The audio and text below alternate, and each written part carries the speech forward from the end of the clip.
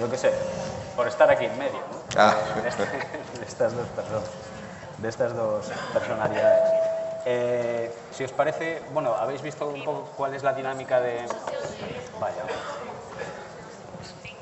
Grito un poco y arreglamos. Sí. No, pero yo creo... Bueno. Parece que sí. ¿Sí? ¿Ahora mejor? Sí, lo están subiendo, lo están subiendo. Me dicen que hable para que se note si se oye. Ah, que sube. Sí, quizá. Bueno, eso, la dinámica que vamos a tener un rato de conversación individual, entre comillas. Va a hablar primero con vosotros Jaco Seicula y luego Juan Luis Linares, y luego podremos tener una conversación abierta entre todos, ¿vale? Antes de nada os voy a presentar a las dos personas que me acompañan.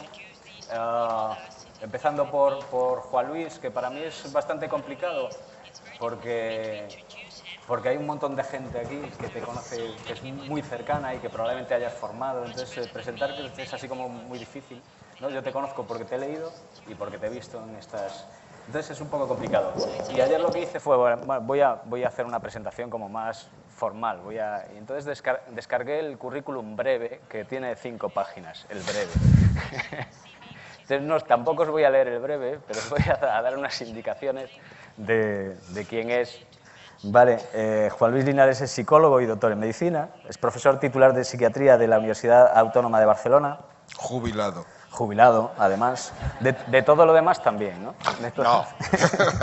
Director de la unidad de psicoterapia del Hospital de Santa Cruz y Sant Pau. Director de la Escuela de Terapia Familiar de Santa Cruz y Sant Pau. Codirector del Máster de Terapia Familiar de la Universidad Ramon Llull. Director del Máster de Coaching Sistémico, expresidente de la Sociedad Catalana de Terapia Familiar, de la Federación Española de Terapia Familiar y de la EFTA también. Además es presidente de honor de Relates y desde el año pasado pudimos nombrarlo socio de honor de la FEATF también. La producción que tiene Juan Luis en cuanto a publicaciones es extensísima, numerosos artículos y numerosos libros. Entre los últimos de los que me he enterado están La terapia familiar ultramoderna, La familia en la ópera y Prácticas familiares alienadoras, que si no me equivoco es el último, que supongo el último que has publicado, no será el último que publicarás. Gran parte de su trabajo tiene relación con el tema que nos ocupa, que es la psicosis, donde ha desarrollado el modelo de triangulación desconfirmadora, que supongo que será parte de lo que nos cuentes. Además, a mi otro lado, en la otra esquina, está Jaco Seicula. Con Jaco Seicula es curioso porque a Jaco Seicula supe de su trabajo cuando aún me estaba formando en terapia familiar, que no es mucho tiempo, pero suficiente, 15, 16 años, que alguien, cuando estaba yo en la escuela en la que me formaba, alguien había hecho una traducción casera de aquel seguimiento a 5 años que habías hecho sobre aquel seguimiento de resultados sobre la intervención del diálogo abierto en el hospital de Querópudas en Tornio. Y es algo así como que me llamó mucho la atención. Tengo que confesar, al principio me llamó la atención por la posición que adoptabas hacia la medicación, más que a lo mejor por otras cosas, especialmente porque no venía del ámbito antipsiquiátrico, ¿verdad? Y me llamó mucho la atención y pude seguirlo durante todo este tiempo, ver el trabajo que estaba haciendo de lejos, claro. Ahora puedo verlo más de cerca. Jaco Seicula forma parte del equipo original que desarrolló la técnica del diálogo abierto en el Hospital de las Querópudas en Tornio. Y además es profesor de psicoterapia de la universidad, aquí me vas a tener que ayudar, de Jyväskylä. ¿Sí? Jyväskylä. Oh, right. el diálogo abierto lo ha extendido a otros ámbitos, además de la psicosis, ¿verdad? Donde ya está publicando cosas sobre terapia de pareja, sobre otras aplicaciones del diálogo abierto en otros ámbitos. Sobre lo que ha escrito sobre 150 artículos sobre el tema y tiene 12 libros publicados, del cual solo tenemos traducidos en español uno, ¿verdad? Y yo creo que ya me he extendido demasiado y ya les he quitado demasiado tiempo. Yo creo que podemos empezar ya con Jaco.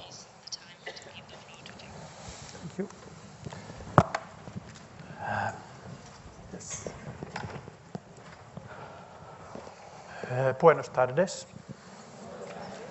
Pido perdón porque no hay posible para mí mi presentación en español. So I have to speak in English. But next time I'll do it in Spanish. Thank you for the welcoming words and thank you for inviting me to this Congress.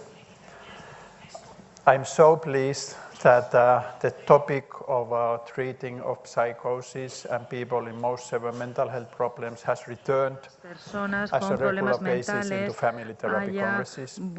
haya vuelto So de forma it was a very recurrente a los congresos de dark terapia familiar, porque decades era un tema within muy psychiatry, oscuro, within ha sido family un tema muy therapy, oscuro durante where muchas décadas. people with psychotic members in their families were totally left alone. Y la and gente que abandoned, tenía miembros and psicóticos en su family familia therapists se encontraban stopped to meet with solos families y that los have psychotic terapeutas familiares members, dejaban as de if reunirse also con familias psychotherapists en las que stopped había to un miembro introduce con psychotherapy problemas for people de who have psicosis. psychotic problems. But now this really Pero has returned. esto es un We tema are que living in ha a vuelto a period of tratarse time de where there are nuevo. very Estamos big viviendo en un changes momento en el going que on within se están psychiatry, produciendo and grandes there's cambios en la much more psiquiatría place for family therapists and y hay psychotherapists to mucho work más in the espacios field of para que psychiatry los with the most profesionales severe mental trabajen health problems. Only some con lists show there is problemas information mentales. that neuroleptic medication is related in the shrinkage of brain. There is information that También hay medication información seems to de que increase la mortality, especially medicación multipharmacy. neuroléptica está relacionada con la reducción del tamaño del cerebro y también puede estar relacionada con la mortalidad, con un aumento de la mortalidad. Este es un estudio realizado por los compañeros de Dinamarca. Esto puede ser una forma eficaz de ayudar a las personas que tienen alucinaciones. Hace 2 o 3 años, Science presentó un artículo en el que decía que la cura del diálogo era algo que ya se estaba efectuando.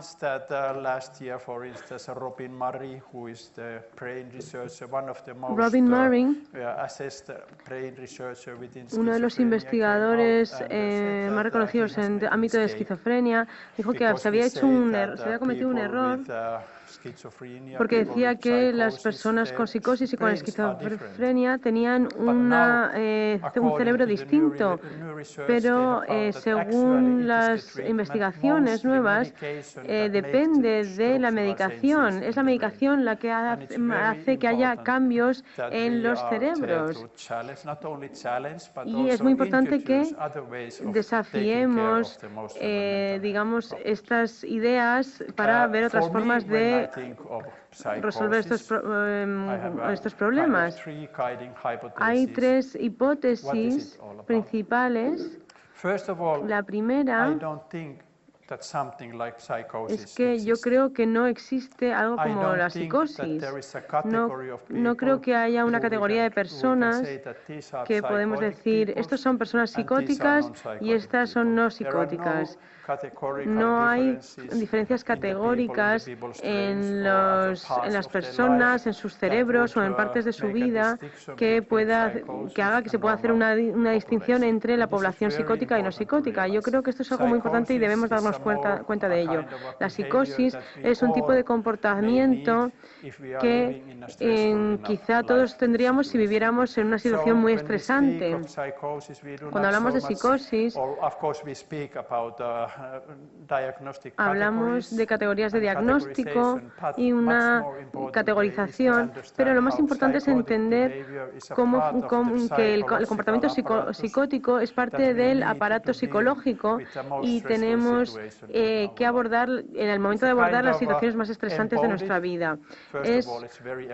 Digamos que es algo que está integrado, es una estrategia de supervivencia como integrada en nosotros mismos en las situaciones más estresantes. Si de repente estoy aquí en esta sala y empiezo a escuchar una voz, de repente me siento aterrorizado. ¿Qué es esto? ¿Qué es lo que estoy escuchando?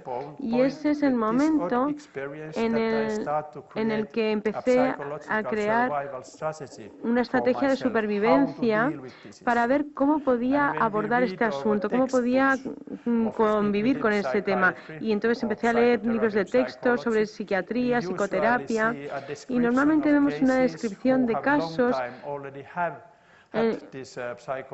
que tienen problemas psicóticos durante mucho tiempo, pero cuando leemos sobre la estrategia de supervivencia, y no sobre la enfermedad en sí misma, y eso es una idea muy básica y muy importante para mí.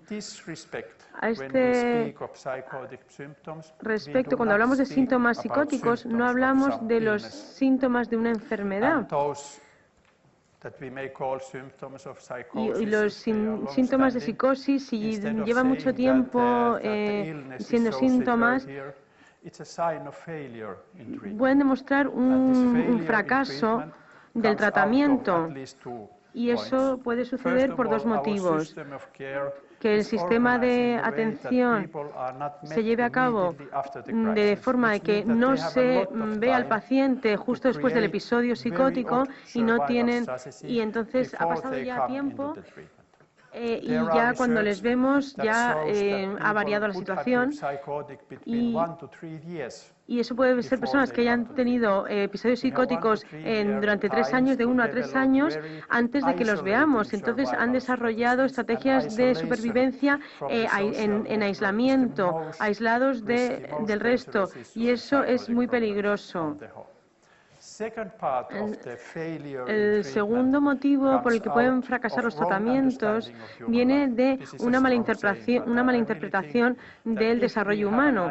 Si tenemos una idea de lo que es la vida humana y pensamos que podemos reducir el funcionamiento mental y los problemas mentales a un funcionamiento específico del cerebro, bueno, así no es como funcionan los humanos. Pero eso ha sido lo que se ha hecho en los últimos 30 años en psiquiatría, y esto nos ha llevado en una dirección equivocada, en la que la medicación se veía como la única respuesta a la crisis, y esa medicación se veía apoyada por los encuentros con la familia y otros tipos de ideas. Para mí, el comportamiento psicótico es una respuesta a algo. En la actualidad, cada vez estoy más convencido de que cuando hablamos de psicosis y de alucinaciones, vemos que son emociones, y de la misma manera como tenemos emociones cuando tenemos ansiedad, nos deprimimos, tenemos pánico, tener alucinaciones funciona de la misma manera, es una parte de nuestro cuerpo humano que produce esas reacciones y que es posible para todos.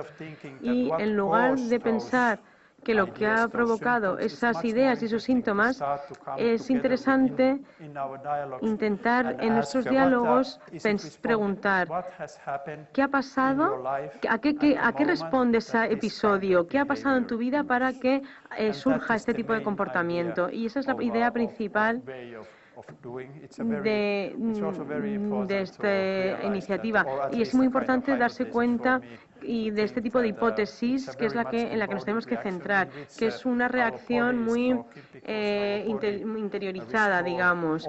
Nuestro cuerpo incluye todas las experiencias que hemos experimentado a lo largo de nuestra vida, valga la redundancia, y se almacenan en la memoria de nuestro cuerpo, que está al lado de nuestra memoria, pero hay veces que sentimos sensaciones sin ponerles palabras.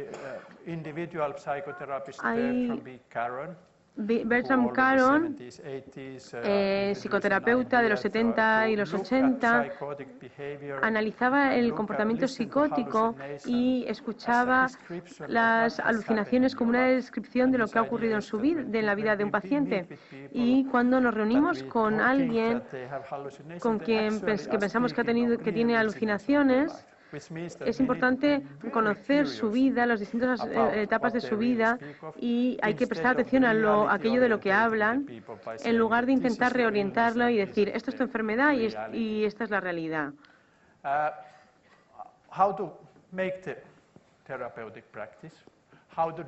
¿Cómo podemos abordar esta práctica terapéutica?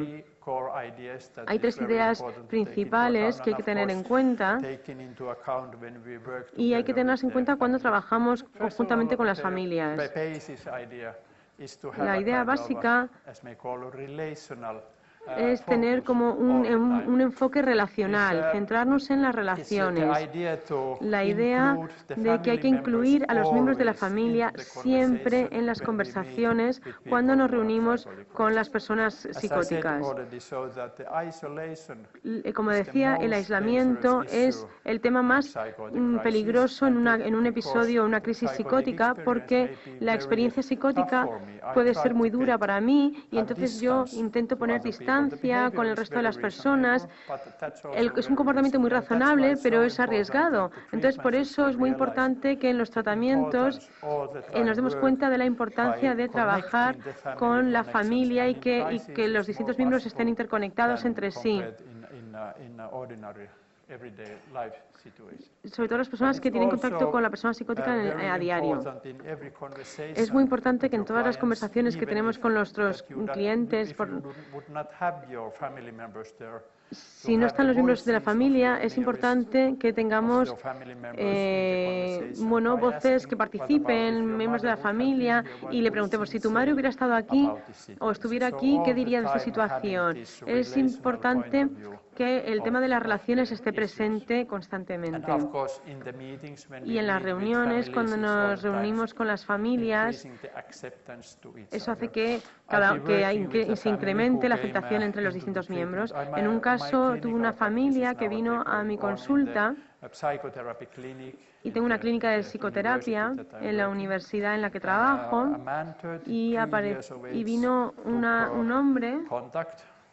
Se puso en contacto con nosotros, le hospitalizaron por 3ª vez por un episodio psicótico, y en el hospital se reunieron con la familia y estaban aterrorizados.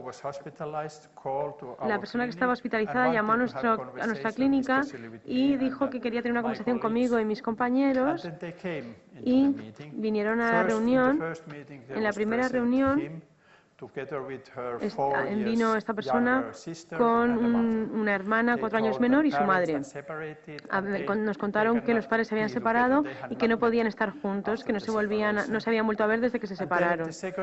Y la segunda reunión la tuvimos con estos 2 hijos de cierta edad y el padre. Y la tercera reunión fue posible que todos estuvieran juntos en la misma sala, y recuerdo que cuando entraron en la sala estaban aterrorizados. Solo miraban al suelo, se sentaron, no miraban a nadie y empezaron a hablar, y las primeras palabras de la hermana fueron: tengo muchísimo miedo a esta reunión debería haberse celebrado hace 20 años.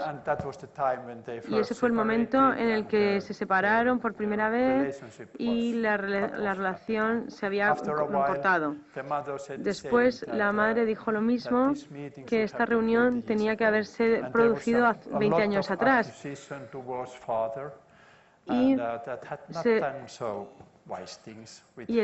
Por lo visto el padre no se había comportado muy bien con los hijos, y en un momento en la primera reunión hablé con él y le dije cómo se siente al escuchar lo que dicen los demás, y dijo: por supuesto no me agrada,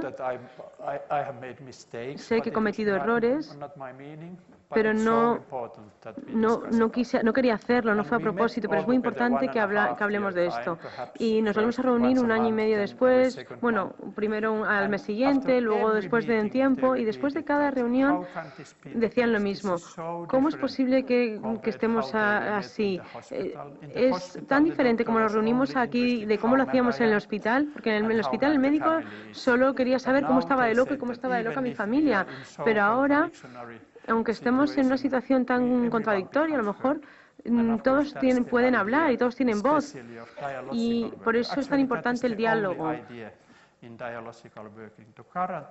Lo más importante es que todos hablen y que a todos se les escuche, incluso aunque sus voces sean muy controvertidas o contradictorias entre sí. El segundo punto es respetar la experiencia sin condiciones. Y claro, eso es una parte que supone un reto, porque es difícil, porque es muy fácil pensar que las cosas que dicen las personas, pues cuando habla de las alucinaciones, queremos compensar esos temas o queremos eliminar las alucinaciones, por ejemplo.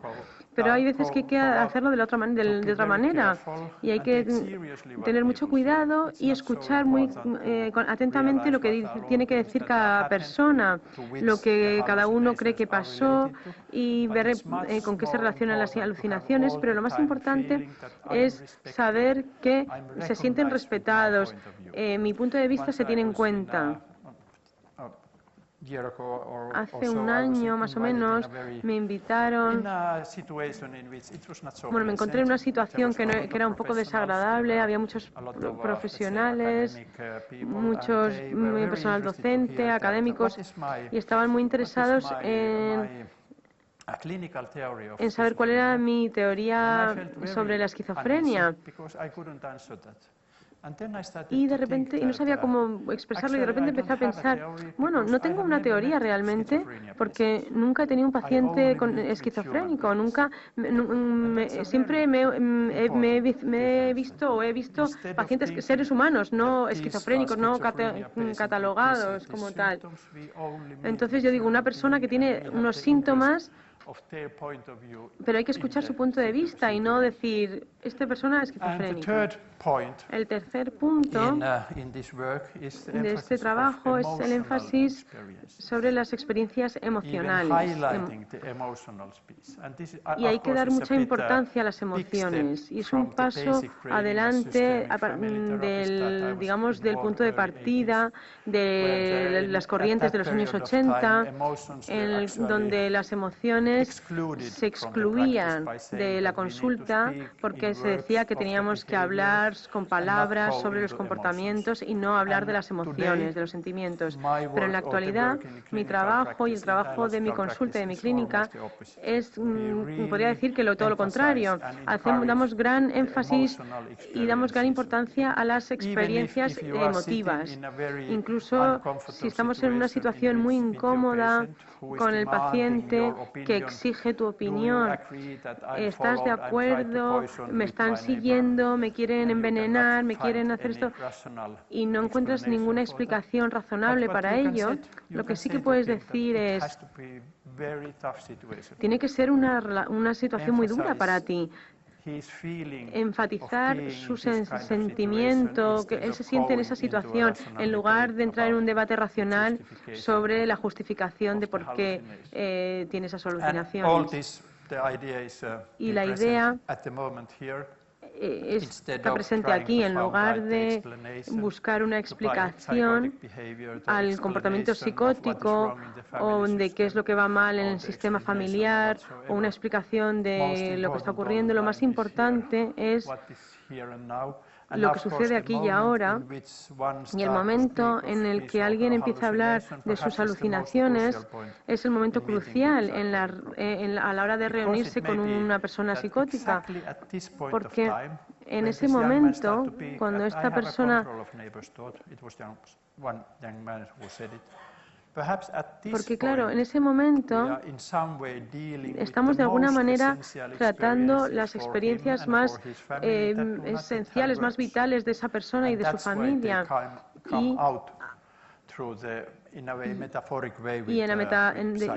y de alguna forma metafórica se manifiestan en los episodios psicóticos. En una ocasión paré la conversación y dije, espera un momento, ¿qué es lo que has dicho? Normalmente repito palabra por palabra lo que ha dicho. Has dicho que controlas lo que piensas, controlas lo que piensa el vecino. ¿Cómo es posible? Entonces, hay veces que las experiencias en las que no se puede hablar con palabras, las emociones son muy importantes. Y estas experiencias son muy valiosas porque pueden ser las que pueden convertirse en las experiencias más difíciles para estas personas. Y cuando abren el compartimento, digamos, a esa parte de su realidad que antes era muy difícil, a la que antes era muy difícil tener acceso, entonces esta crisis hace que tengamos acceso a ese compartimento, digamos, acotado anteriormente. Si tengo tiempo, volveré a este ejemplo posteriormente, pero me gustaría decir algo más sobre este sistema de atención o de cuidado al paciente. Este es un ejemplo de un trabajo de investigación en el que analizamos lo que pasaba en la primera cita, en la primera reunión, y este es un ejemplo en el que el equipo no estaba presente cuando este joven empezó a hablar sobre sus experiencias psicóticas, porque estaban tan preocupados con lo que había ocurrido anteriormente, antes del tratamiento, y se perdió para siempre. Nunca más volvió a estar preparado para hablar de ese tema. Así que podemos hacer elecciones muy dramáticas con nuestro comportamiento, eligiendo si nos centramos en la historia de vida que cuentan o si nos centramos en lo que ocurre ahora y en este momento y aquí y ahora. El sistema con el que yo trabajo, hay gente que conoce la práctica del diálogo abierto y no voy a entrar en detalle, pero voy a repetir simplemente algunas pinceladas para ver cómo se puede organizar el sistema para que sea viable y cómo se puede ayudar a las personas psicóticas de forma conjunta con su familia y cómo se puede crear un nuevo lenguaje, digamos. Lo más importante es tener un sistema en el que se atienda inmediatamente después del episodio psicótico, y siempre hay que trabajar con la familia y el resto de personas que tienen relación con el paciente, y el factor más importante, más distintivo es que el diálogo abierto es que hay que trabajar con la familia constantemente.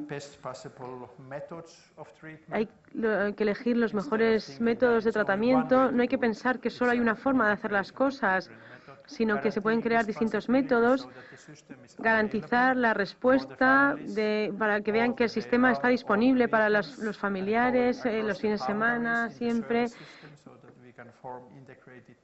y se pueden formar equipos y intentar tener cuidado con la tolerancia y la incertidumbre para que se tolere la incertidumbre.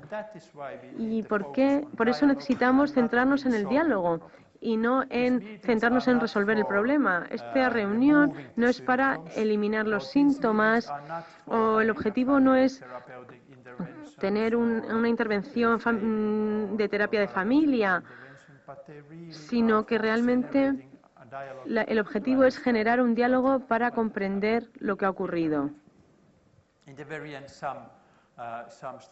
Voy a terminar con algunas estadísticas de algunos estudios. Hemos realizado muchísimos trabajos de investigación con las prácticas de diálogo abierto. Lo malo es que solo se ha hecho en Laponia. Y en estos estudios hemos tenido 3 periodos inclusivos. Los 2 primeros, después de 5 años, nos hemos dado cuenta que como no empezamos con la medicación al principio, nos dimos cuenta de que solo 1/3 durante 5 años necesitaron medicación psicótica o antipsicótica, más del 80% volvieron a trabajar sin problemas, volvieron al pleno empleo. Vemos aquí la comparación de vemos algunos datos. Si comparamos un estudio realizado en Estocolmo con el sistema psiquiátrico tradicional, vemos que hay diferencias muy significativas. Vemos que el tiempo de hospitalización fue mucho mayor. Utilizaron medicación en todos los casos y la diferencia más dramática es que más del 60% viven, digamos, de baja, en una baja por enfermedad, digamos, o con discapacidad. Hemos criticado estos resultados. Algunos profesores criticaron nuestros resultados porque decían que eran fraudulentos, porque habíamos excluido los casos más graves. Pero 10 años después repetimos el mismo estudio y obtuvimos los mismos resultados. Tengo que decir en nuestra defensa. Pero al mismo tiempo, en esta pequeña provincia de Finlandia, ha habido cambios muy importantes. El número de pacientes de esquizofrenia se ha visto reducido de forma drástica. Al principio había 33 nuevos casos de esquizofrenia por cada 100.000 habitantes y en 2005 había 2 casos por cada 100.000 habitantes, por lo que ha habido una reducción muy significativa. Entonces yo creo que la forma en que hemos organizado el sistema probablemente tenga algo que ver con los problemas mentales. Yo creo que es un tema interesante, pero seguramente en España y en otros países podríamos pensar sobre este tema, reflexionar. 20 años después de estos datos hemos hecho un seguimiento. Lo que hemos visto es que en estos 20 años el número de personas que utilizan medicación es más o menos la misma que aquellas personas que no la utilizan.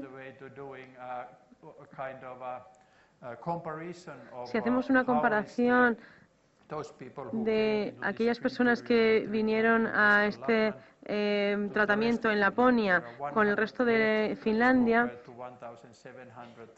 vemos que la diferencia en número es muy grande.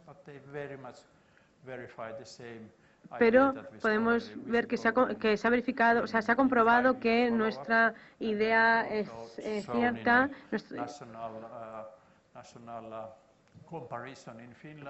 En Finlandia, vemos aquí Laponia hasta aquí.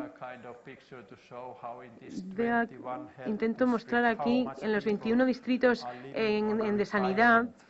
Vemos que mucha gente que en situación que personas que han tenido esquizofrenia están considerados como discapacitados. Para finalizar, ¿con qué están relacionados estos resultados? Bueno, yo creo que hay 4 elementos que se dan de forma simultánea, son muy importantes. En primer lugar, la idea de la ayuda inmediata. Las personas no tienen que esperar para tener acceso al tratamiento. Una crisis es positiva en el fondo porque en ese momento hay más recursos y estamos más cerca de nuestras emociones y en el momento de la crisis es cuando aprenden a hablar, del problema, muchos pacientes. Muchos dicen que gracias a la crisis que tuve, pues fui capaz de hablar sobre el tema. Es muy importante. Otro elemento importante es que hay que tener a la familia presente, las personas que tienen una relación íntima con el paciente tienen que estar presentes y nunca es tarde para trabajar con la familia. Lo más tarde que empecé a trabajar con los miembros de la familia fue 15 años. Un hombre estuvo hospitalizado 15 años y después de 15 años empezamos a trabajar con su familia y tuvimos mucho éxito. Y la relación con la familia nunca desapareció, siempre tuvo un lazo y es importante saber lo que hay que hacer, y yo creo que la idea de trabajar a través del diálogo es muy importante. No es una idea en la que aplicamos técnicas terapéuticas de familia, sino es una familia en la que respondemos a las preguntas y a las sensaciones. Y ahí es importante decir, te estoy escuchando lo que dices, y lo que dices es importante. Y eso es lo que se necesita. Probablemente sea eso lo único que se necesite. Es una experiencia tan profunda. Alguien reconoce lo que digo, alguien acepta lo que digo, como la experiencia que comentaba anteriormente de la familia. Sí, podemos evitar medicación innecesaria, podemos evitar los efectos secundarios de la medicación y mejorar nuestros resultados. Muchas gracias.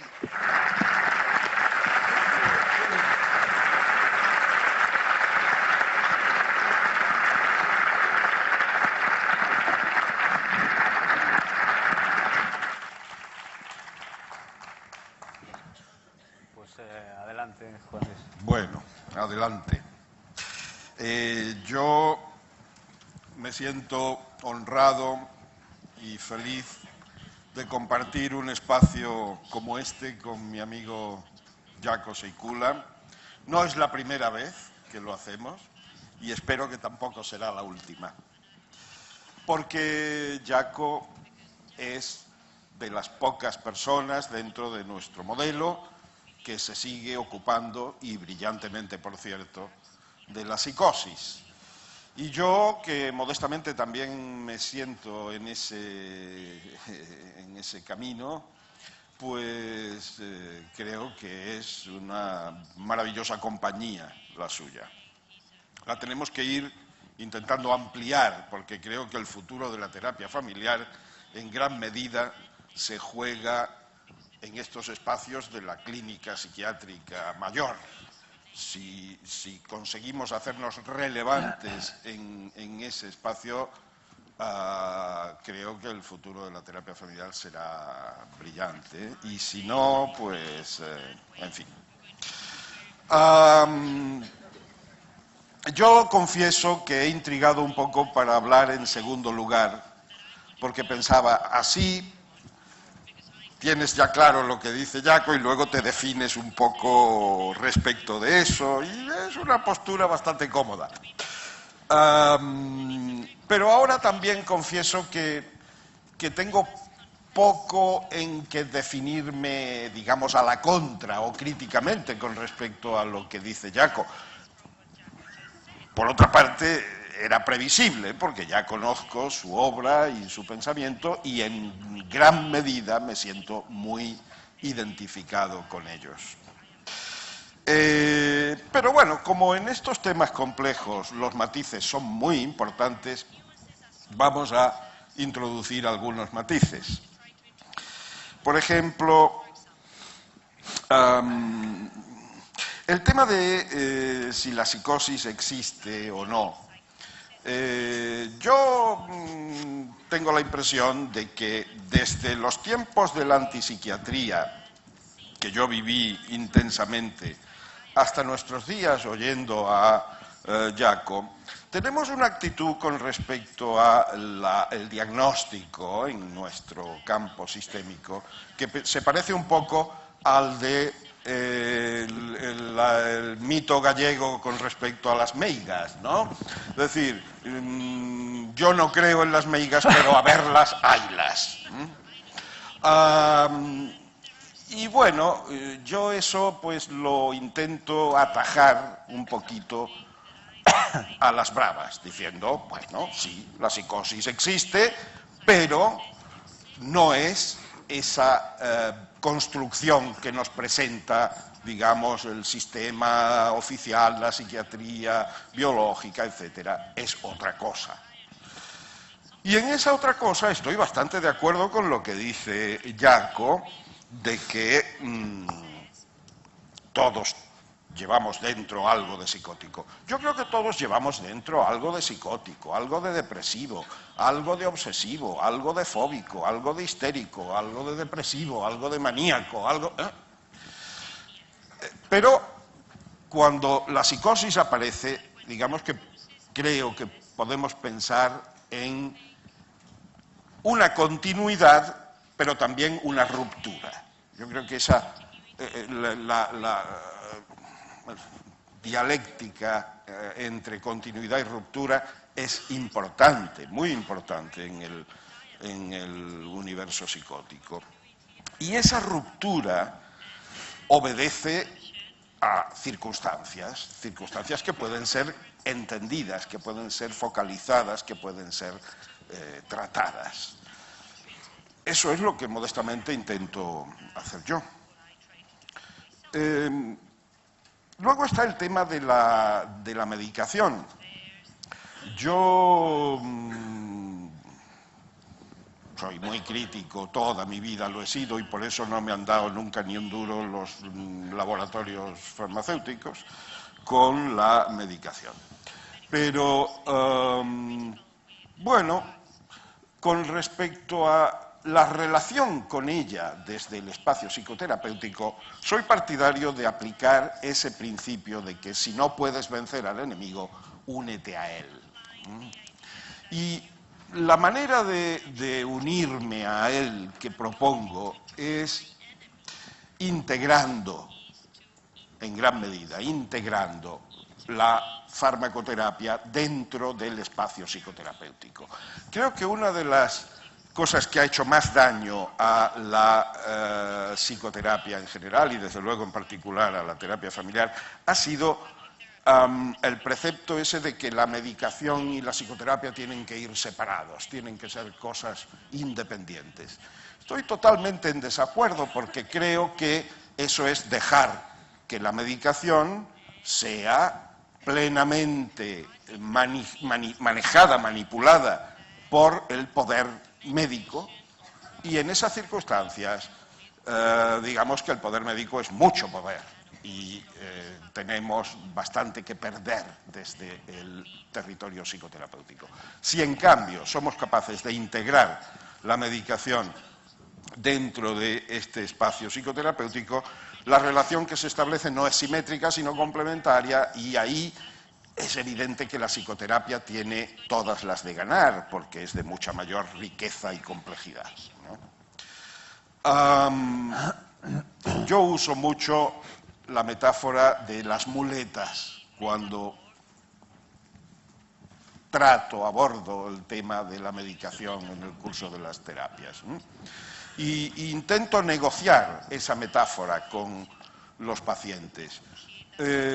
Unas muletas penosas que hay que usar en determinadas circunstancias cuando se carece de otros puntos de apoyo, pero que se podrán abandonar gloriosamente cuando se disponga de esos otros puntos de apoyo. Y hay que trabajar para conseguirlos. En fin, resumiendo un poco mi sentimiento con respecto al modelo de Jaco y respecto a lo que él nos ha expuesto, quiero destacar dos puntos. Por una parte, envidia. Le envidio haber podido disponer de los medios para desarrollar un modelo precioso y en el cual digamos que hay infinidad de elementos sugestivos que yo comparto. A la vez, siempre pensé que si además de disponer de esos medios y de esa capacidad para desarrollar el modelo con esos recursos, se dispusiera de un guión sobre lo que podemos entender por psicosis, a lo mejor los resultados serían todavía mejores. Yo no dispongo de los medios, pero sí dispongo de un guión. Así que, ¿qué le vamos a hacer? Las cosas están mal repartidas, pero así es la vida. Mi guión se llama, como Antonio ha dicho antes, la triangulación desconfirmadora, efectivamente. Yo creo que las circunstancias que provocan esa ruptura en la cual un elemento que de alguna manera tenemos dentro de nosotros, que es ese germen de psicosis, ese germen psicótico, se desarrolla hasta configurar una verdadera y propia psicosis, son estos elementos que resume la expresión triangulación desconfirmadora, sobre todo y fundamentalmente la desconfirmación. Porque la triangulación sería algo así como el vehículo preferente de la desconfirmación, siendo la desconfirmación una experiencia bastante dura desde el punto de vista relacional, que es nada más y nada menos que la negación de la existencia relacional de una persona. El hecho de sentir que uno no existe para las figuras que son más importantes y de las que se depende intensamente, es una experiencia tan traumática que no puede extrañarnos que desorganice y destruya prácticamente la identidad. La desconfirmación, no puedo extenderme mucho, es un fenómeno complejo, difícil de transmitir, difícil de entender, y que además es necesariamente implícita. Es decir, si nosotros le decimos a alguien, tú no existes para mí, no lo estamos desconfirmando para nada, estamos expresando enfado, rechazo, eso es otra cosa. La desconfirmación no puede ser explícita, porque entonces deja de ser desconfirmación.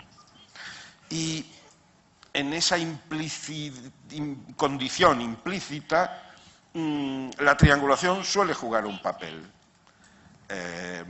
Lo que no es tan fácil en términos diádicos, resulta más fácil en términos triangulares. Es decir, si mi atención queda demasiado focalizada por una tercera persona, puede que esté olvidando o haciendo desaparecer de mi campo perceptivo a alguien que en otro momento, en cambio, estaba presente, etcétera. En fin, la situación relacionalmente se complejifica y puede dar entrada a esa desconfirmación implícita. Perdón, que estoy con las secuelas de un resfriado.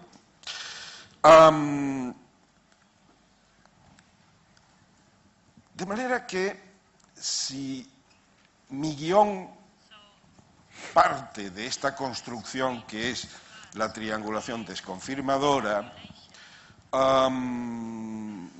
no puede extrañarnos mucho que la propuesta terapéutica pase por dos grandes principios que serían la destriangulación y la reconfirmación. ¿Verdad? De todas formas, a propósito de la complejidad de este fenómeno que es la desconfirmación, quería poner algún ejemplo que muestra de alguna forma esa complejidad. Si nosotros ingresamos a un ancianito que ya tiene problemas de visión porque tiene cataratas y además oye mal y etcétera, tiene sus aferencias sensoriales bloqueadas parcialmente, y lo ingresamos en una sala de cuidados intensivos donde todo es blanco y además hay un zumbido de aparatos constante, etcétera, es muy fácil que ese ancianito tenga algo parecido a una vivencia de desconfirmación y de que no existe, porque no está recibiendo aferencias sensoriales que le confirmen su identidad.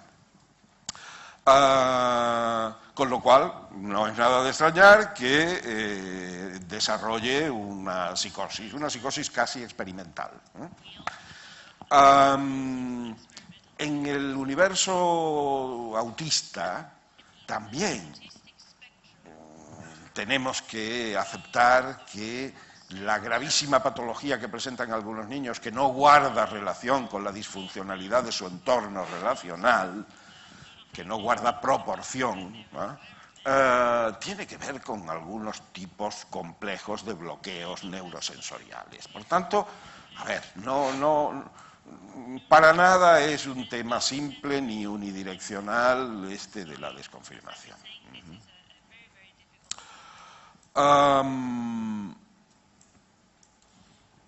De todas formas, para entender un poquito en su conjunto la complejidad de la psicosis y el sentido de nuestra propuesta terapéutica,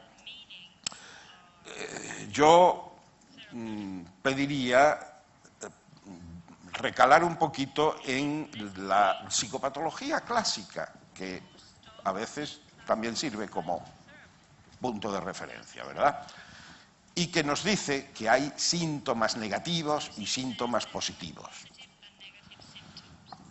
Para mí, digamos que dentro de esa tan citada complejidad, hay algo que está bastante claro. Los síntomas negativos tienen que ver con el impacto de la desconfirmación sobre la identidad. No existo, no soy nadie, y estoy mirándome en el espejo y de pronto me pongo a carcajearme hasta el punto de justificar que el que está haciendo mi historia clínica apunte risas inmotivadas. Relativamente inmotivadas, risa sardónica frente al terrible espectáculo del desmoronamiento de la propia identidad. En cualquier caso, sin identidad no afino para nada mi relación con los demás, me bloqueo, cognitivamente ando en otra onda, emocionalmente no conecto ni a tiros, etcétera, etcétera. Si la desconfirmación es total entre comillas, probablemente ahí me quedo, ¿no? Y de ahí no salgo. Pero si, como afortunadamente suele ocurrir, no es tan total, pues seguramente de las ruinas de esta identidad destruida, voy a intentar sacar fuerzas de flaqueza, una identidad alternativa que va a ser algo parecido a una especie de golem o de criatura frankensteiniana, recompuesta con los desechos de mi primera identidad. Y desde luego lo que voy es a ser muy cuidadoso para que el resultado de esa identidad alternativa no sea fácilmente desconfirmable. Una y no más, Santo Tomás. Si consigo superar al menos esta primera destrucción, voy a construir algo que sea difícil de destruir. Voy a ser Napoleón. A ver quién me discute la identidad de Napoleón. Los chistes de locos que toda la vida hubo sobre Napoleón son una maravillosa muestra popular de esto que estoy diciendo, ¿no? Napoleón era un pequeño cabo de una periferia de Francia, pero que conquistó todo el poder de Francia y de Europa. Ese es el ideal del psicótico. Es decir, cuando he sido desconfirmado, cuando mi existencia se ha visto negada, si tengo la oportunidad, voy a construir otra que ya no pueda correr la misma suerte. Napoleón, Jesucristo, la Virgen María, Messi, en fin. Esto, a veces, o incluso diría yo la mayoría de veces, sin necesidad de que me encarne en un personaje. Puede ser simplemente un delirio único, excepcional, aunque sea, digamos, anónimo. Me abducen los marcianos. A ver quién es el chulo que me iguala en esto, ¿eh? ¿Alguno de ustedes los abducen los marcianos? ¿Verdad que no? Pues a mí sí. Y además, mi pensamiento sale en televisión. Cada noche a la hora del telediario. ¿A ustedes les pasa eso? No. A los de mi pueblo tampoco. A los de mi barrio tampoco. Solo a mí. Ese es el sentido de los síntomas secundarios. Es decir, delirantes, alucinatorios, en un sentido amplio. Bien. ¿Cuánto tiempo? Media hora, yo creo que ahora. Pero... ¿Cuánto me queda? 10 minutillos. 10 minutillos, ¿no? Sí, porque empezamos tarde. Sí. Bueno, con este inicio del guión, con este, digamos, substrato teórico del guión, las consecuencias prácticas son bastante fáciles de deducir. Cuando he dicho destriangular y reconfirmar, bueno, pues aplíquese de alguna manera con sentido común. Y hay una serie de estrategias terapéuticas consagradas ya en el campo de la terapia familiar de toda una vida para destriangular, por ejemplo. ¿Quién no ha hecho eso de reforzar los subsistemas? Pues reforzar los subsistemas es una interesante manera de destriangular.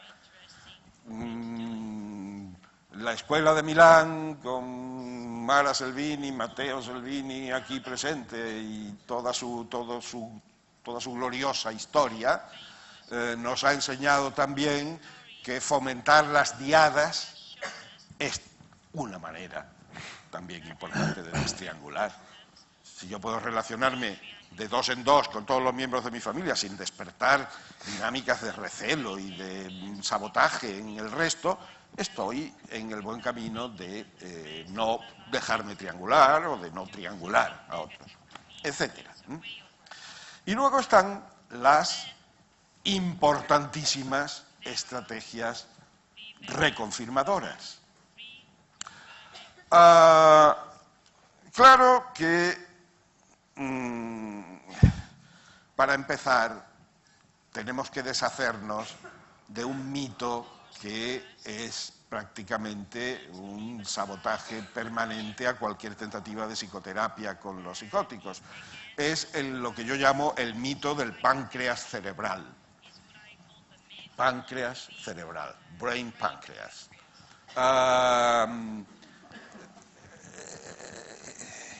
Aquello que nos vienen contando los pacientes y sobre todo sus familias, que les han dicho los doctores en el hospital,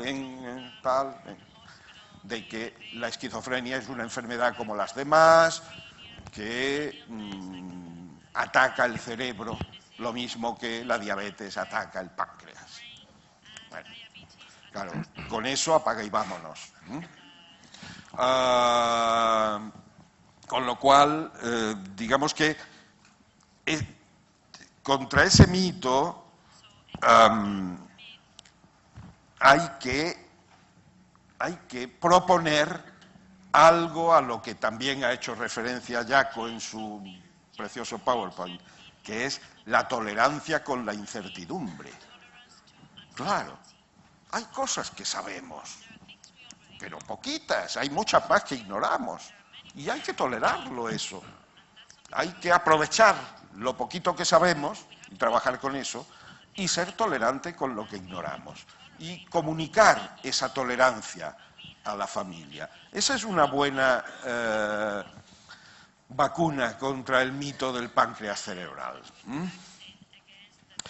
que es todo lo contrario de la tolerancia a la incertidumbre, es las falsas certezas. Falsa certeza es devastadora.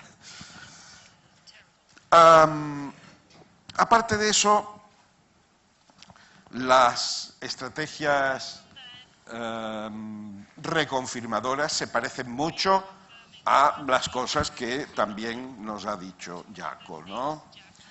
¿Qué estrategia más reconfirmadora puede haber que reunir a toque de corneta una red en torno al paciente que lo mantenga en comunicación permanente?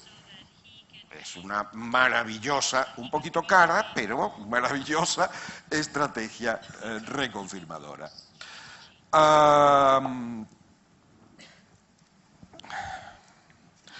Tomar en serio todo lo dicho. Nos ha dicho también Jaco. Tomar en serio todo lo dicho. Eso es fantástico. Yo hago mucho hincapié en eso porque el paciente mismo ya se propone para la desconfirmación. Está tan acostumbrado a la desconfirmación que él mismo la facilita, ¿no? Si en medio de una conversación terapéutica de pronto el paciente dice, suelta una risotada y dice, ¡ja, ja, ja! Son los rusos que están viniendo y nos tienen cercados. Bueno, la familia se ríe. Nosotros no nos podemos reír. Tenemos que tomar en serio todo lo dicho. Y tenemos que comportarnos de una manera que comunique ese tomar en serio. Yo suelo hacer, cuando pasan esas cosas, suelo decir, ¿cómo dices? Mira, si es algo inteligible, que puede serlo, se puede aventurar una hipótesis, una interpretación de alguna manera, ¿no? Es decir, claro, los rusos y los marcianos son gente que tú poéticamente consideras como que están contra ti, como que son enemigos, como que, qué sé yo, cualquier cosa. Pero si no se entiende, que también puede pasar, yo soy muy partidario de comunicar eso, ¿no? Es decir, mira, hoy por hoy no te entiendo, pero estoy seguro de que tienes tus razones cuando has dicho eso y espero que en el curso de esta terapia me ayudes a poder comprenderte y que eso también te sirva a ti. Pero no hay que dejar pasar una ocasión. Yo a eso le llamo generar una mitología reconfirmadora. Y luego el énfasis en las emociones, al que también se ha referido Jaco, ¿no? Absolutamente, absolutamente. Hay que prestar atención a la dimensión emocional, haciendo lo posible por potenciar las emociones positivas y atenuar y disminuir las emociones negativas.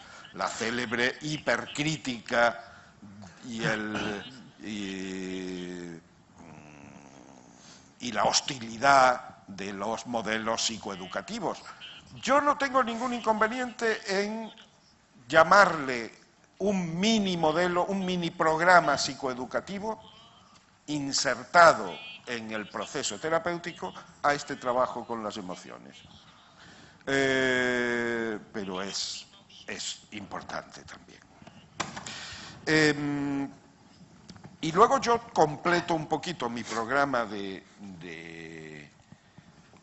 intervenciones reconfirmadoras con los rituales, generando también rituales reconfirmadores. Claro, el modelo del Open Dialogue de Jaco es todo él un gigantesco ritual reconfirmador maravilloso. los que no tenemos la suerte de poder disponer de ese recurso, pues también podemos apañarnos con rituales reconfirmadores más chiquitos y modestos, ¿verdad? Pero también vale la pena. Ejemplos hay muchos, desde... Y eso enlaza también con el trabajo con las emociones. Convencer a los padres de que le digan al hijo psicótico cosas como eres lo más importante para nuestra vida y no podemos seguir soportando esta situación en la que tú te quedas encerrado en tu habitación y no participas de ninguna comida con nosotros y con tus hermanos. Eso... necesitamos tu presencia porque eres importantísimo para nosotros. Cosas de este tipo, que son a la vez ritualizadoras y evidentemente emocionales. Yo me he llevado la sorpresa en alguna ocasión de que los padres me digan: ay, doctor, pero en el hospital tal nos dijeron que no era bueno expresar emociones. Claro, eso nos lleva a entender un poquito en qué consisten los programas psicoeducativos en algunos lugares, ¿no? Que les encargan al último mono de la cuadrilla que ni entiende, ni sabe, ni tal, porque no creen en ello y porque les da igual, solo se trata de poner un moño en el programa. Y el resultado es ese, que se confunde la gimnasia con la magnesia y el atún con el betún, ¿no? En fin, para terminar, simplemente deciros que cuando, y muy a pesar de que dentro de todos nosotros haya gérmenes psicóticos, uy, inquietante esa expresión, gérmenes psicóticos, no me refiero al esquizococo, pero a pesar de que sí, de que tengamos una cierta familiaridad con elementos esquizoides, con elementos paranoides, la ruptura, la brutalidad de la ruptura de un episodio psicótico equivale, a mi modo de ver, en gran medida a un viaje al infierno. Pero es un viaje al infierno en el cual la barca de Caronte es de ida y vuelta, Así que nos puede llevar, pero también nos puede traer de vuelta. Lo que seguramente, en muchos casos, ese viaje de regreso del infierno lo hacemos con unos souvenirs muy terribles. Del infierno no se vuelve de rositas. Con todo, ese viaje de regreso yo lo defino como creador de la condición del estatus de post-psicótico. Y negocio esa construcción con los pacientes. Pero hasta el punto de decir, mira, yo creo que ahora tú ya eres un post-psicótico. ¿Qué te parece? Les gusta, ¿eh? Y digamos que esa es un poquito la conclusión de un proceso terapéutico y también de mi charla de esta tarde. Muchas gracias.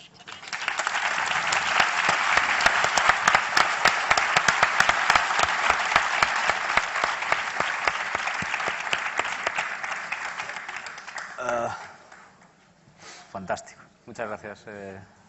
Me toca animar un poco el debate, aunque yo ya vi que Jaco ya estaba tomando notas también y a lo mejor es fácil, pero voy a hacer uso del derecho de preguntar. Claro, puede haber un debate interesante cuando uno parte ya a nivel epistemológico de vuestras propias diferencias. Es decir, por un lado, tú no te ofenderás porque te sitúen en el posmodernismo, ¿verdad? ¿No? O en el construccionismo social, reacción al modernismo, y tú eres el proponente del ultramodernismo de alguna manera, ¿no? que eso inevitablemente se refleja en las prácticas. Y yo me pregunto, ¿de qué manera se reflejan las prácticas? Hablaste de guiones. ¿Se refleja en la existencia o no de un guión o de quién propone el guión? Si lo pone el terapeuta o lo pone las propias personas diagnosticadas o lo ponen las familias. Yo me refiero al guión que propone el terapeuta, pero evidentemente tiene que ser un guión consensuado y consensuable con la familia y con el paciente. Si no, la colisión está garantizada. What I started to think about Juan Luis' comments, I very much like what you said on the whole. Me ha gustado mucho lo que ha dicho Juan Luis. And so much is very much in line what Y I mucho also think está en línea con lo que yo creo. Pero hablando del papel de los terapeutas en las reuniones, normalmente estoy pensando en la práctica que normalmente hay un cambio de una práctica llevado por el terapeuta y otra, digamos, centrada en el paciente. Y empezamos a seguir lo que dicen los pacientes, lo que dice el cliente, y no introducimos nuestra forma de mirar al problema o nuestros propios temas. Tenemos que abordar parte de los temas porque somos los que dirigimos el tratamiento, pero de una forma indirecta. Sé que hay puntos de vista diferentes cuando nos centramos, no sé si es ultramodernismo o posmodernismo o no sé muy bien cómo llamarlo, pero quizá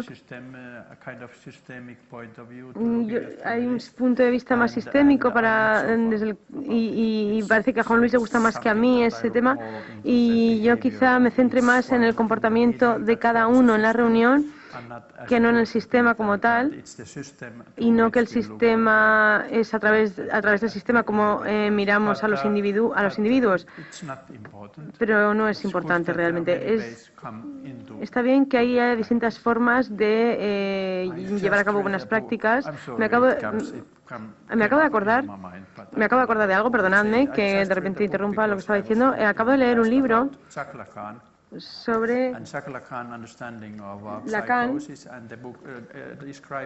y el libro describe que hay 4 fases y 4 ámbitos, digamos, y el último es el primero, o sea, es exactamente igual que lo que ha dicho Juan Luis previamente, y acabo de acordarme de esto porque en uno de los últimos seminarios Lacan le preguntaron cuál es la relación con la psicosis y su respuesta fue la misma: yo soy psicótico, en el sentido de que la psicosis tiene más de íntimo mío que algo externo. Así que hay Jacques Lacan, Juan Luis Linares y yo mismo hemos dado la misma respuesta, incluso a pesar de tener distintos puntos de vista en otros aspectos. Bueno, sin entrar en el tema de Lacan, que eso tendría mucha cola. Hay que entenderlo. Sí. Respecto al tema del posmodernismo y ultramodernismo, yo sé que Jaco se identifica con el posmodernismo, pero no debe ser tan importante para su identidad cuando no lo repite, no lo dice así como una bandera, A la vista está que que has tenido que sugerirlo tú para que apareciera el tema. Pero no, bueno, ¿por qué? Pues porque no es el típico posmoderno en el sentido conversacionalista, colaboracionista. A mí me irrita y me provoca una reacción muy crítica la musiquilla esa permanente que algunos conversacionalistas tienen sobre la conversación colaborativa, ¿no? Lo que Jaco nos trae es algo muy distinto. El Open Dialogue es un modelo en el que se hacen cosas coherentes con el tema que se trata. No es un simple latiguillo retórico, por eso merece todo mi respeto. Y mi criatura, inspirada en José Antonio Marina, evidentemente, pero en fin, mi criatura en el terreno psicoterapéutico del ultramodernismo, es un invento provocativo, básicamente. Mi intención es provocar, no crear la escuela ultramoderna de terapia familiar, que me importa un rábano, sino sugerir a los queridos colegas posmodernos que ya está bien, que la historia continúa y que el posmodernismo nos ha aportado cosas muy interesantes, evidentemente, de las cuales yo no solo no reniego, sino que las integro y las reivindico, pero la historia continúa. Por eso, uno de mis artículos en Family Process se llamaba así: después del posmodernismo, ¿qué? Bueno, pues el ultramodernismo. La pregunta tenía que ver más sobre, y bueno, yo creo que me la habéis contestado, sobre si estas posturas epistemológicas tienen un resultado práctico distinto, llevan a prácticas distintas. Mi impresión es de que yo me siento muy cerca de la práctica de Jaco y yo podría asumirla perfectamente. No creo que haya una ruptura ahí, no.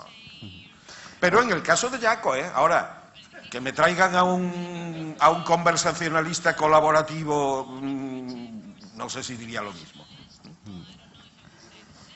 Otro punto en el que se ve evidentemente que hay determinadas diferencias es en cuanto al uso de la medicación, ¿no? Incluso intentando acercaros, yo por lo que vi, tú pudiste ver la medicación o puedes explicar la medicación como una muleta, pero tú en un momento determinado lo puedes explicar incluso como una molestia, no solo como una muleta, no solo es algo de lo que podemos prescindir, sino que es algo que además nos molesta, o así lo entendí.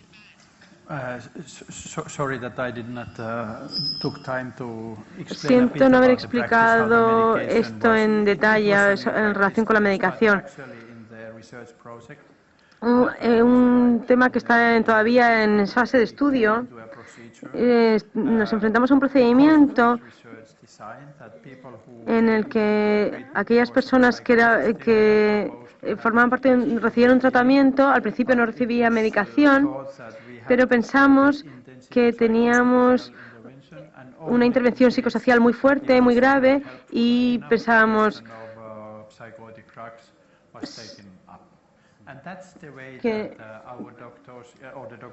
y entonces en ese caso mi compañero, un doctor muy bueno, ha desarrollado una idea que la medicación es parte del sistema, pero no es lo primero que hay que hacer, sino que si no podemos afrontar la situación, sí que podemos recurrir a la medicación. Es una idea de que no se utiliza, pero digamos la política de la medicación, cómo utilizarlo y no recurrir a ello en primera instancia. Pero que no tiene que ser la idea principal. Pero hay una gran diferencia con la práctica diaria en psiquiatría, donde automáticamente se medica al paciente de forma automática. Entiendo que hay, y fundamentalmente como trabajáis es posponiendo el inicio de la medicación a cuando es necesario. Sin embargo, una de las 4 bases que propones para vuestros tratamientos, además de la implicación de la red social, del dialogismo, es evitar la medicación como cuarto elemento importante en vuestro modelo.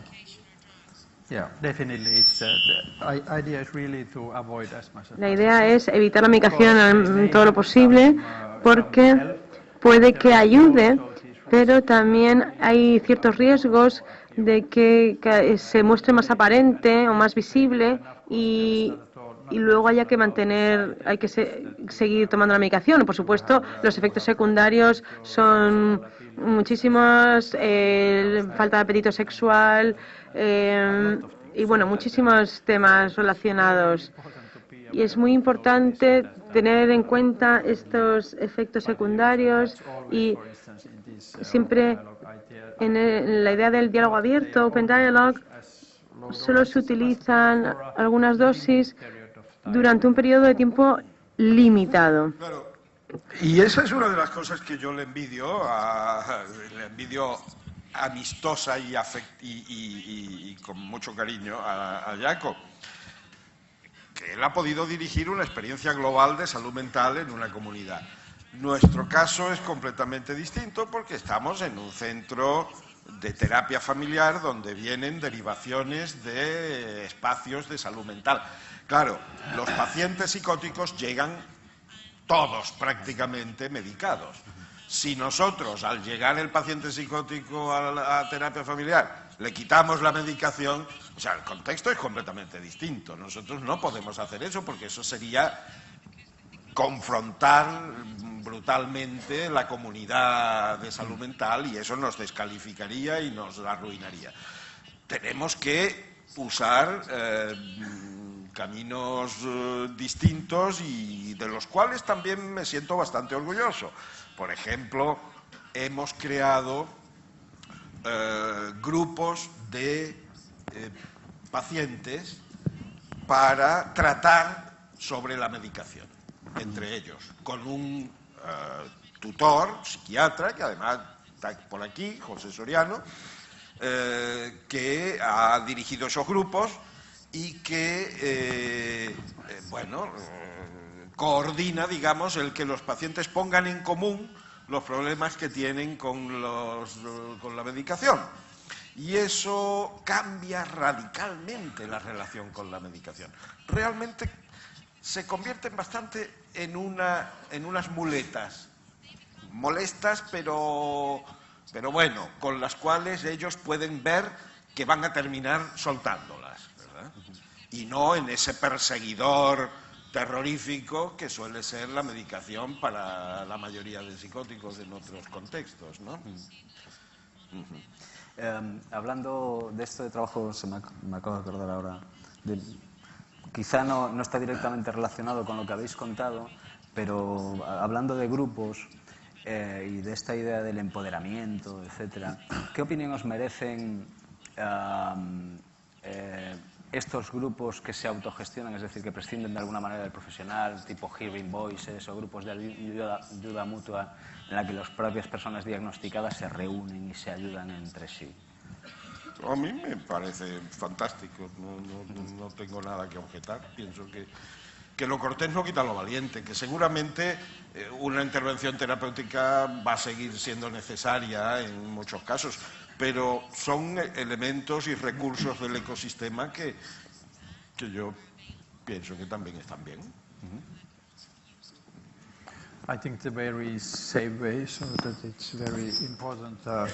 Yo opino lo mismo. Es un recurso importante que se está utilizando mucho últimamente.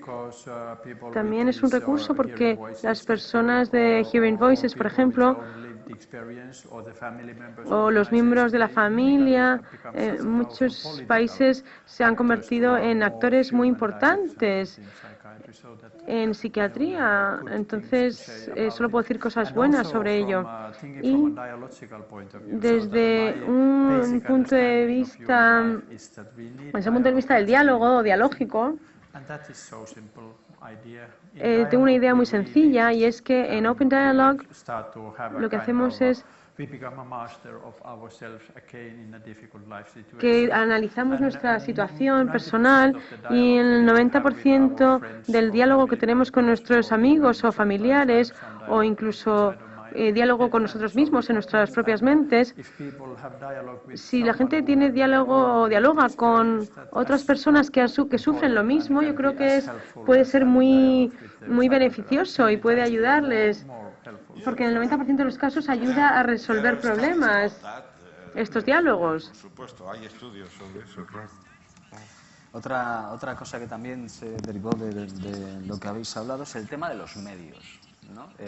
De cuánto de exportable tu modelo, de alguna manera has formado a un montón de gente que conoce el modelo de triangulación desconfirmadora y probablemente se esté utilizando en muchos sitios, pero la pregunta es cuánto de exportable es el modelo de diálogo abierto en su totalidad, no tanto en el sentido de si hay otros sitios donde se está empleando de esta manera, en hospitales, Yo sé que está cogiendo bastante fuerza en Reino Unido, ¿verdad? Que hay gente que está trabajando, pero si es un modelo exportable, si es eso, un modelo caro, ¿en qué medida en otros sitios se puede hacer?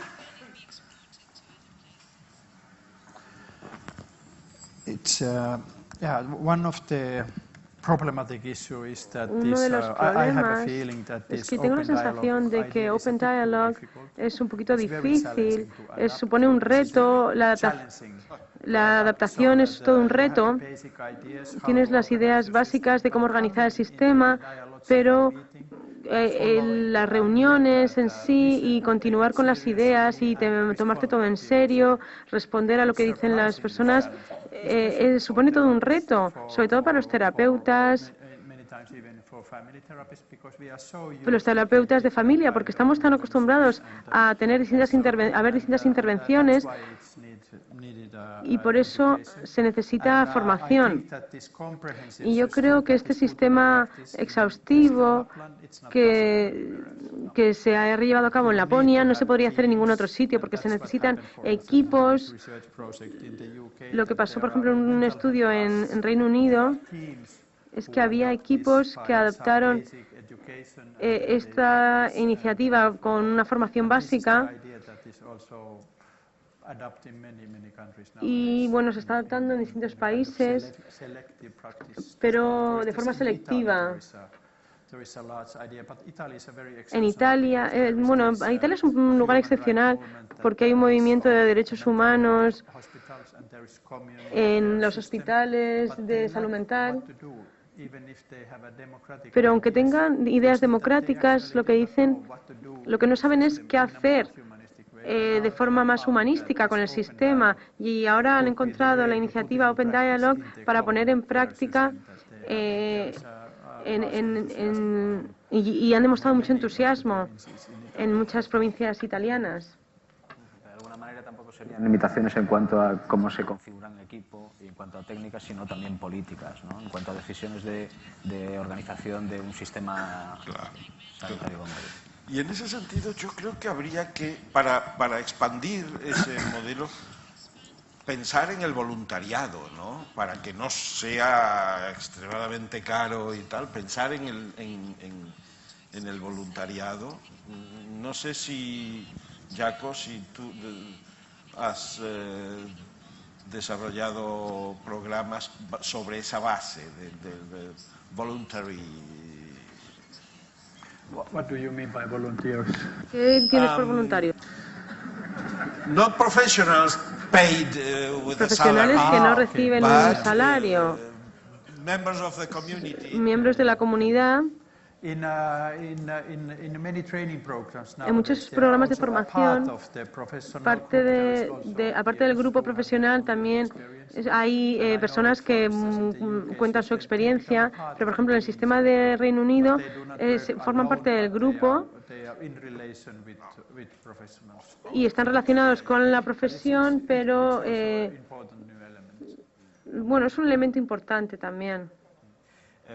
Yo creo que es un buen momento para abrir el debate, a no ser que tengáis algo que deciros todavía. Hombre, seguro. ¿Alguna mano? Ahí está.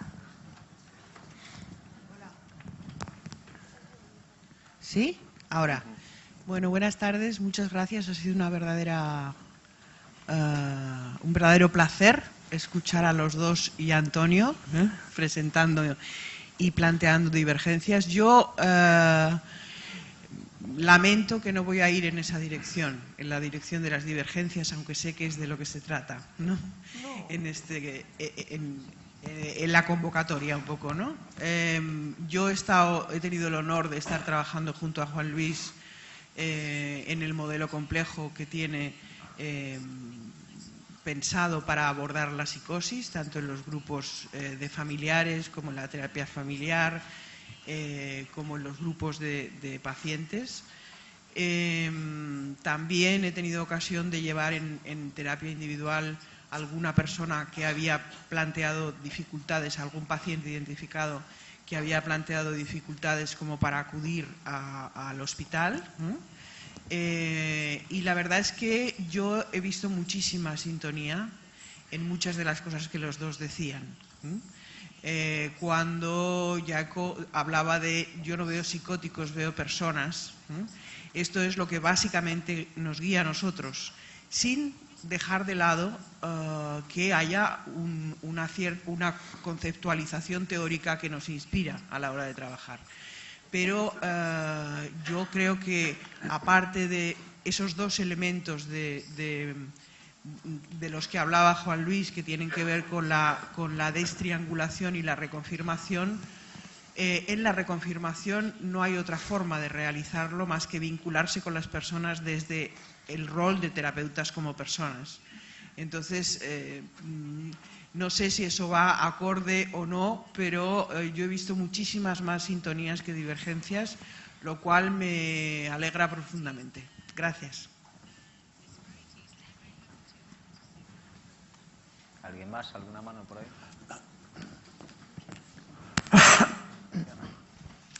Thank you. As a naturalized American, I have to tell Como you the americana Russians naturalizada, are coming. debo decir que los rusos vienen, los rusos se acercan. We have our own psychosis. Tenemos nuestra propia psicosis. A question for you, Pero Jaco. una pregunta para Jaco. I'm very familiar with the work of William Estoy muy familiarizada con el trabajo de William McFarland en Estados Unidos Some of the audience may know y probablemente la gente del público lo conocerá, pero básicamente su iniciativa es intentar identificar a jóvenes que presentan lo que la antigua escuela conocía como ciertos síntomas típicos de la psicosis, y sé que ha tenido muchísimo éxito utilizando dosis muy bajas de medicación antipsicótica que parece reducir la cronicidad o el aspecto crónico de la enfermedad. Respeto muchísimo vuestro trabajo, pero no sé si tenéis esa postura en cuanto al uso de los medicamentos antipsicóticos. Sí, es una distinción importante.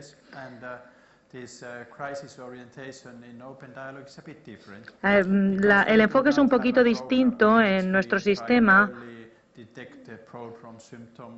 porque no utilizamos los síntomas para detectar los problemas, sino que esperamos a que la gente nos contacte cuando tiene una crisis, y lo que nos ha demostrado este sistema es que los pacientes tardaban 3 semanas en contactar con el sistema, que es muy distinto a lo que yo he dicho. En el sistema médico habitual puede haber pacientes que tarden entre 1 y 3 años. Pero parece que nos hemos convencido de la idea de que esta es una muy buena forma también de cuidar los primeros síntomas de problemas, porque también estamos trabajando con las enfermeras de forma que sepan lo que hacer si ven alguno de estos síntomas y pueden identificar que hay una crisis. Mi única pregunta sobre esta idea es exactamente el comentario que has hecho, es decir, que la gente empieza a recibir medicación antes de convertirse en paciente como tal. Entonces, esto causa ciertos problemas médicos y éticos.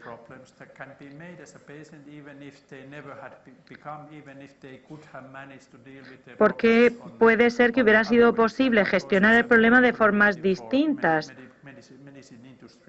Lógicamente, seguir estas ideas es algo muy productivo para la industria médica, y hay ejemplos como el del caso del Reino Unido.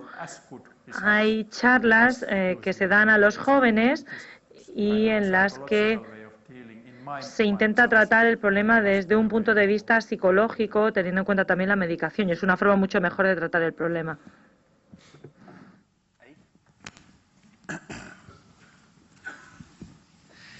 Buenas tardes. Quería agradeceros tanto a Jaco como a Linares la magnífica ponencia que han hecho. Y tenía una pregunta para vosotros, ya que pienso que vuestro modelo tiene muchos aspectos coincidentes. Cuando Linares habla de la desconfirmación o la confirmación, de alguna forma, lo que también Jaco está hablando a la hora de un diálogo, de poder escuchar lo que el paciente dice, poder confirmarlo de alguna forma, a pesar de que puedan ser delirios o algún tipo de idea, ¿no?, de este tipo, ¿no? Entonces, mi planteamiento frente a vuestra idea sobre que los síntomas muchas veces pueden ser reacción a situaciones difíciles que han podido vivir tanto la familia como el paciente, como en el caso de Jaco, en su modelo de diálogo abierto, no sé cómo si ha podido pasar alguna vez, que imagino que quizás sí, cómo se hace frente cuando en el sistema las personas importantes o significativas para el paciente, pongamos la familia o las personas más cercanas, pueden de alguna forma no confirmar, sino desconfirmar los aspectos que el paciente está hablando acerca de la situación de sufrimiento que ha podido tener, si es que ha habido alguna situación de trauma, de abuso, en el cual el paciente, a través de el delirio, puede estar mostrando esa situación de sufrimiento y hay una negación por parte de la figura significativa, pueden ser los padres o pueden ser los cuidadores, que estén negando esta situación, y de alguna forma entonces se puede convertir en un ciclo continuo que va a fomentar la constitución de, digamos, de este delirio, que va a continuar porque hay una negación por parte de los cuidadores o progenitores, en este caso. No sé cómo se hace o cómo lo hacéis en diálogo abierto, cómo lo hace, si se produce aquí en el equipo de Linares. Gracias.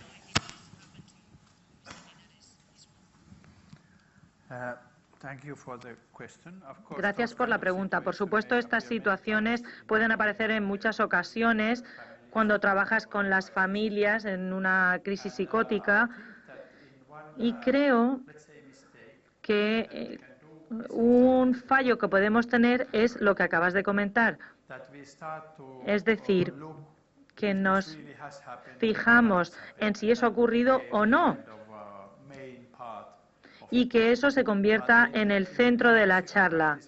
Pero en la práctica dialógica, cuando yo he destacado la importancia de las experiencias emocionales y tomarse en serio lo que dice la gente, no quiere decir que tengamos que encontrar realmente lo que ha ocurrido. Por supuesto, en ocasiones es importante, pero es mucho más importante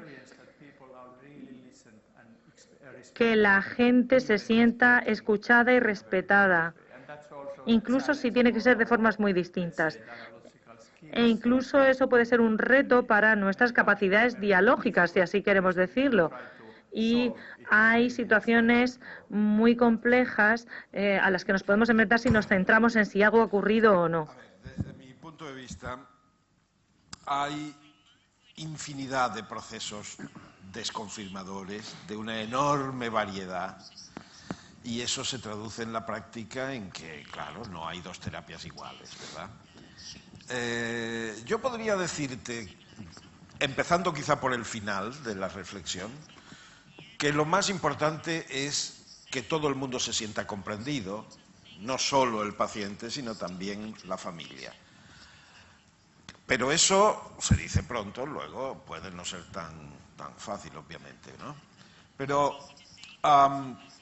digamos que en esa variedad de procesos de desconfirmación hay casos que te llega una familia que te desconfirma a ti y que te vuelve loco nada más verlos, ¿no? Hay. Y otros que no, otros que son gente muy normalita y muy decente y muy, bueno, decente es todo el mundo, pero en fin, es decir,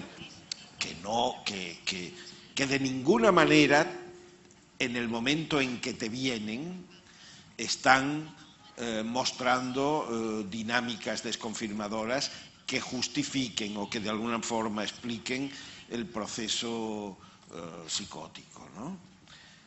Pero claro, la historia es tiempo, es presente y es pasado, ¿no? Y en esa misma familia han podido ocurrir cosas en el pasado que no tienen una traducción mecánica en el presente, ¿no? Todo eso presenta horizontes muy distintos. No es lo mismo trabajar con una familia militantemente desconfirmadora ayer, hoy y seguramente mañana, que con una familia que vivió circunstancias que en su momento generaron una atmósfera de desconfirmación que ahora ya no tiene vigencia, pero en cambio que afectó al desarrollo del paciente de una manera importante. Lo digo antes de que lo diga Matteo Salvini, que está por ahí y que tenemos este discurso ya muy estudiado entre los dos. Así que, claro, será distinto. La terapia con la familia activamente desconfirmadora va a ser complicada. Bueno, mucho más complicada, complicadas serán todas, pero que la terapia en la cual las circunstancias desconfirmadoras se dieron más en el pasado que no en el presente. Esto ya es una simplificación, pero bueno, de alguna manera. Y en cualquier caso, volviendo al principio, sí, el desafío es conseguir que todo el mundo se sienta comprendido, porque desconfirmar no es un placer intrínseco que busca la gente, ¿verdad? Es el resultado de circunstancias históricas determinadas que también hacen sufrir a quien las practica, ¿no? En fin, entonces, si todo el mundo se siente comprendido en sus sufrimientos, estamos en un buen camino. Quería Javier hacer algún comentario. Allí arriba. Joder, pero lo pidió aquí Javier hace no. Aquí. Bueno. Dios mío. Parece que empieza allí una chica al fondo. Espera un segundo.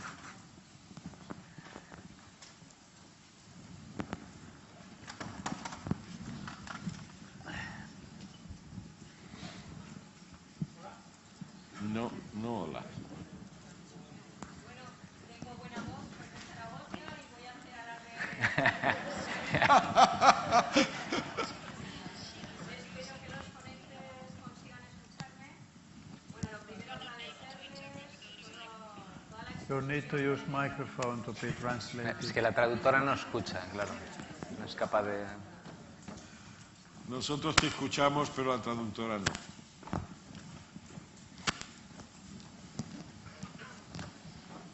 La intérprete, que no les gusta que le llamen traductores.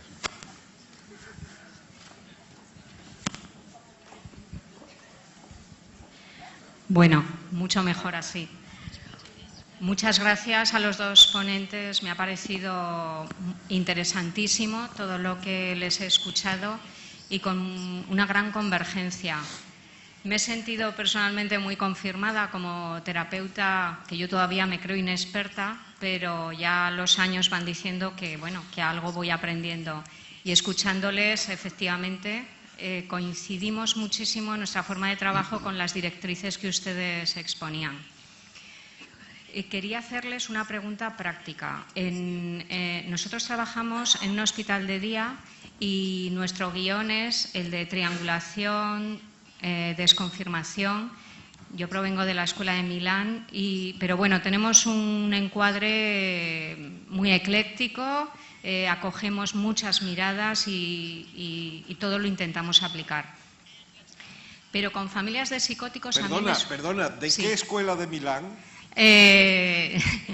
Bueno, de Mara Selvini. Ah, vale, ya está. Está por ahí Matteo Salvini, también podríamos hablar largo y tendido. Con las familias de psicóticos me surge una duda práctica. Una vez que se finaliza prácticamente toda la terapia, se desvela el juego, hay una dialéctica pues muy rica de contenidos en los que el paciente consigue verbalizar todos aquellos contenidos que no ha podido verbalizar durante años y van surgiendo. Yo me quedo siempre con la sensación de que con esos padres habría algo más que hacer. Bueno, yo te diré que esa sensación de que siempre se podría hacer mucho más, yo creo que es inherente a la actividad terapéutica, ¿no? Pero yo creo que debemos tener presente lo que yo llamo la modestia ecológica, ¿no? Porque si no es fácil que caigamos en una omnipotencia redentora que nos lleve a querer tratar al universo mundo. Entonces, en aras de esa modestia ecológica, yo tengo muy presente que, bueno, que el problema que me traen es, en principio, con algunas salvedades legítimas, algunas excepciones, pero es, en principio, lo que yo debo intentar resolver. Si además veo otros problemas, hombre, pues sí, los voy a ver inevitablemente, pero mi tendencia es a decir, bueno, tú no vas a redimir al mundo. No sé si quiere hacer alguna observación. Okay, in open dialogue idea, we really don't think this as a family therapy. En el diálogo abierto, como hemos dicho, es una terapia familiar y trabajamos con la familia como sistema, pero no creemos que sea necesaria una terapia de pareja como parte del sistema. Pero quizá puede que haya situaciones en las que sea muy interesante reunirse con la madre y con el padre, pero tiene que formar parte del diálogo en las reuniones abiertas.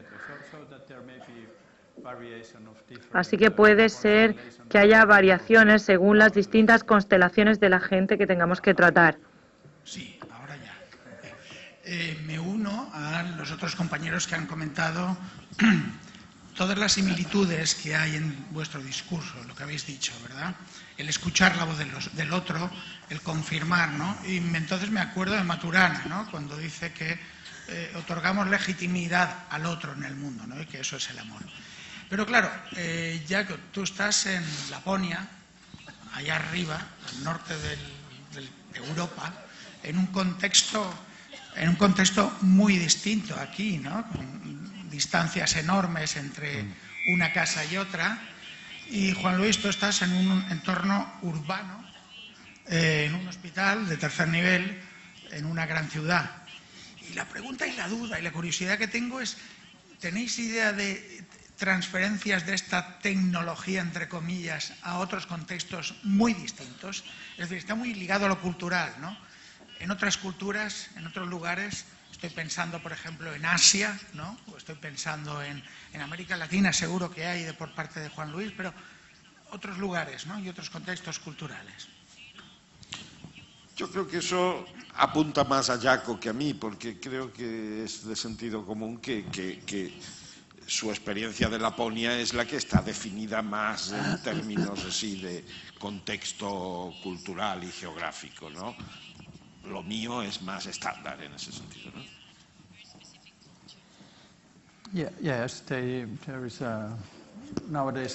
Sí, en la actualidad hay muchos proyectos en distintas ciudades. Hay equipos en Nueva York, en Tokio, y con densidades de población muy distintas comparadas con las zonas rurales de Laponia. Por supuesto, las diferencias culturales me han sorprendido. A menudo suelo visitar muchos sitios y nos reunimos con las familias, y lo que me sorprende es que los problemas en las familias, la forma en la que se tratan los problemas psicóticos pueden ser muy parecida en Tucumán, en Argentina o en el norte de Europa. Pero a la vez también hay diferencias culturales muy grandes y muy importantes que sobre todo afectan más a los profesionales y su actitud con respecto a la forma de trabajar. Así que en general es una idea muy inspiradora ver cómo estas ideas se aplican en distintas culturas. Una pequeña. No, ¿queréis que terminemos justito, ¿no? La organización. ¿Una señora de 50 o 12 de 25? Ah, sí. You. Yeah, in the very end, I would like to have a short announcement. Okay. Sí, hay alguien por allí arriba, me parece, ¿verdad? Sí. Una pequeña. Una para pequeña. Jaco. Aunque intuitivamente no pareciera, cuando yo te oigo, tan importante tu sitio donde se desarrolla esto, como la pone con la posibilidad de llevarlo a cabo, la pregunta es si entrenar a las personas en el diálogo abierto, el entrenamiento debe ser, imaginaba yo, algo complicado, en tanto uno tiene que suspender la idea del tener que hacer algo con lo que está pasando. Yes. Yeah, the training on the whole, of course. Sí, la formación, por supuesto, sigue la idea básica de formar en terapia sistémica y familiar en general.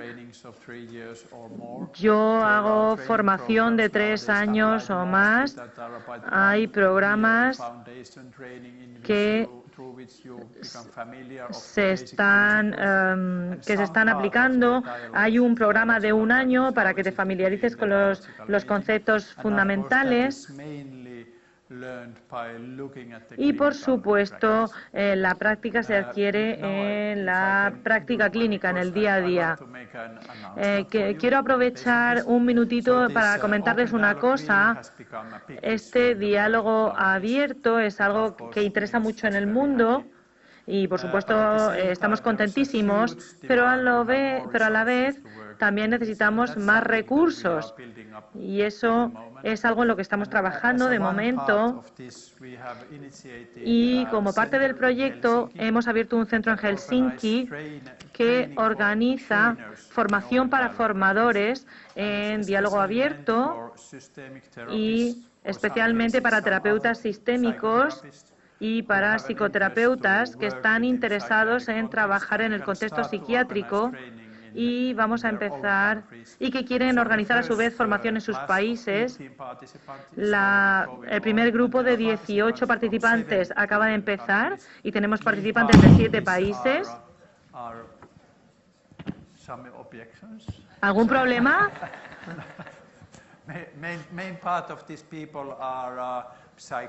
La mayoría de los participantes son psiquiatras, psicólogos y algunos otros profesionales, y el siguiente grupo empezará en junio, así que de verdad me encantaría poder dar la bienvenida a participantes españoles si trabajáis en psiquiatría y si os interesa, porque si no sería imposible. Incluso si yo viajo, que ya lo hago todo el tiempo, no es posible. Necesitamos a mucha gente que se pueda formar para formar a otras personas en sus propios países. Y en el primer grupo los participantes están encantados, a pesar de que el diálogo abierto sea difícil de adaptar. Hay un médico de Italia que dice: mi esposa me ha preguntado, ¿qué has aprendido en esta formación? Y le había dicho que había aprendido a llorar. Y la esposa se sorprendió mucho. ¿Qué? ¿A llorar? En nuestro matrimonio nunca lloras. ¿Por qué lloras en tu formación? Bienvenidos a la formación en llanto de diálogo abierto. Última. Bueno, pues hasta después.